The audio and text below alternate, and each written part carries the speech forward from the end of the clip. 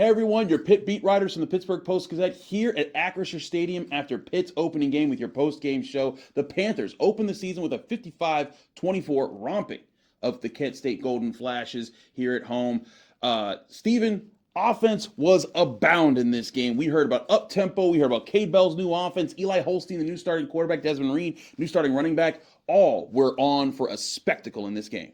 Yeah, I thought Eli Holstein was really the star of the show. He was the one that we've talked about all week. The quarterback decision was the most important thing coming out of training camp. And Eli Holstein, I thought, proved why he was the guy and why he earned this spot right away. As always, we do our good, bad, and our ugly. And your first good is Eli. What most impressed you about Eli in this game? Yeah, I thought his accuracy on deep throws. I thought his willingness to take those shots. And I thought his creativity, too. He faced a little bit of pressure that you're going to talk about later. But I thought he was really calm under pressure. You remember, this is his first collegiate game, period. Yes. He has never played college football before, a game of college football before.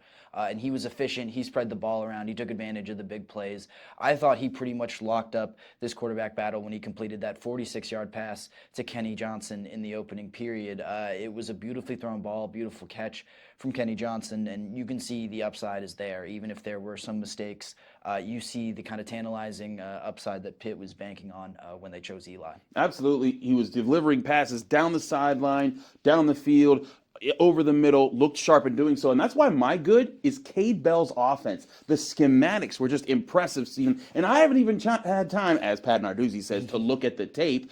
But I have seen enough to say, like, hey, this is more involved than what was the last couple years under Frank Cignetti. You saw guys breaking open over the middle, routes playing off of each other, guys naturally running open, and Eli Holstein being on time with them. That's another thing here. It's one thing to draw up plays. It is another to coach your quarterback to execute in rhythm with those plays. 7 straight completions to start the game for Eli Holstein, and they weren't just dink and dunks. They were all over the place. And what I thought was really special was you had, with Eli Holstein alone, 4 receivers, 2 tight ends, 2 running backs, all the different players that caught passes from him, and they were on the side, on the short sideline, on the far sideline, over the middle, over the hashes, deep down the field, intermediate short passes. He seemed like he grasped this offense, and the way this offense attacked, also in the run game with how they opened up opportunities for Desmond Reid, who also ran for over 100 yards and got a touchdown in this game, 145 to be exact. I thought the opportunities were abound. That's why I wrote about that in my post-game analysis for the Post-Gazette.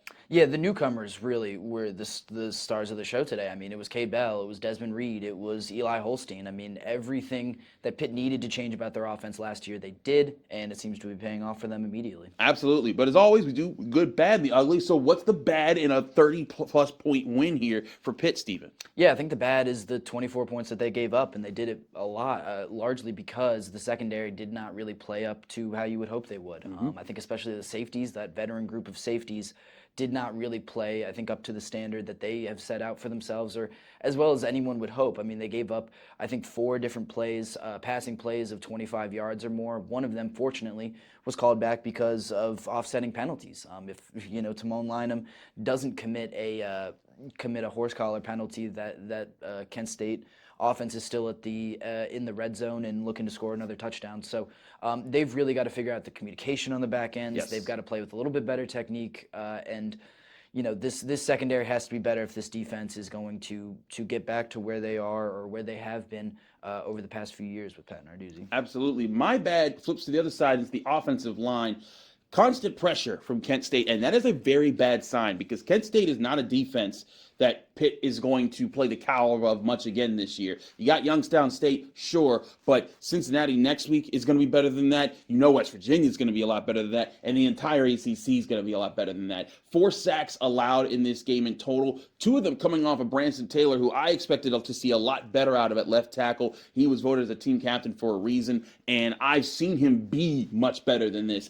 I just thought there were some plays where maybe some breakdowns happened, late to the punch, not getting off the ball fast enough. The offensive line has to do better in these upcoming games. They don't have to be a dominant offensive line, but they cannot be a liability. Otherwise, all those schematics, all those things we're talking about that Kade Bell and Eli Holstein and Kenny Johnson and Poppi Williams and all these guys are doing, none of that will matter because the defense is just in the backfield ruining the timing of these plays, and timing is the important part of this. So the offensive line has to be better. Yeah, and I think it's really important, especially with a redshirt freshman, like I said, making his first start playing his first season of college football. You want to keep him clean. You want to make sure that he's not panicking in the pocket there. And Pitt, I don't think, did a very good job of that today. Agreed. Now we get to the ugly. What is your ugly from this game, Steven? Yeah, unfortunately, my ugly is Kade Bell. Not a banner day for a guy who was elected as a captain last week. A little bit, I think he was surprised.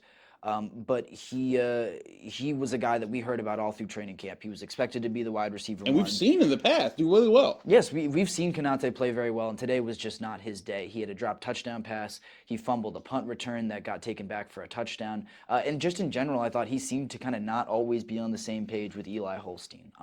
I think that'll come along, that latter part. The chemistry between him and Holstein will come along as they play together more often, but Mumfield has to make the layups. He has to catch his punts.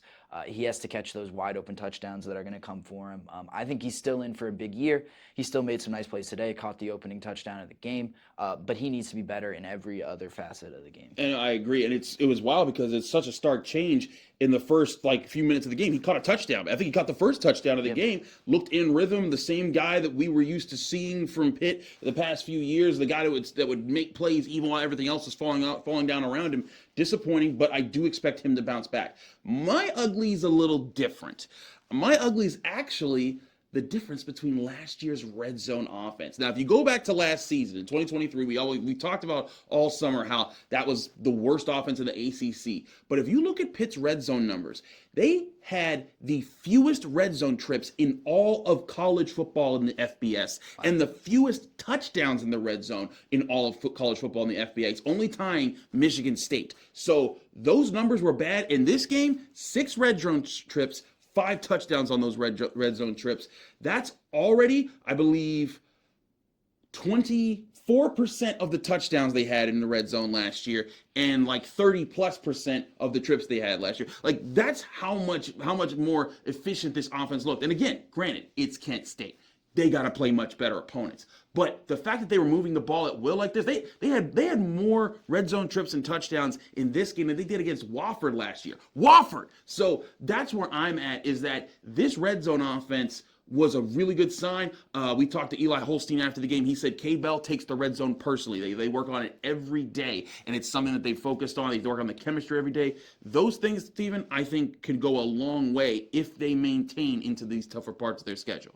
Right. We talked about the level of competition. We know what Kent State is. We know who they are as a team. We know that they're not particularly good relative to the rest of the FBS, but you can take a lot away from a performance like this against a team like that. Even understanding the level of competition, Pitt did things today that they weren't capable of doing against anyone last year, and I think that's a very encouraging sign. Absolutely. We'll have a lot more to break down. Pitt heads into week 2, 1-0, but they got Cincinnati in Cincinnati next week. Stay tuned with the Pittsburgh Post-Gazette. Chris Carter here with Stephen Thompson, your Pitt beat reporters. Also, shout out Abby Schnabel. She was with us today. She wrote some great stuff. Read all of our work at post-gazette.com. Find us here on the Post-Gazette's YouTube channel and podcast, wherever you get your podcasts, and on YouTube. From Chris Carter and Stephen Thompson here at Acrisure Stadium. We'll see you again soon right here with the Pittsburgh Post-Gazette.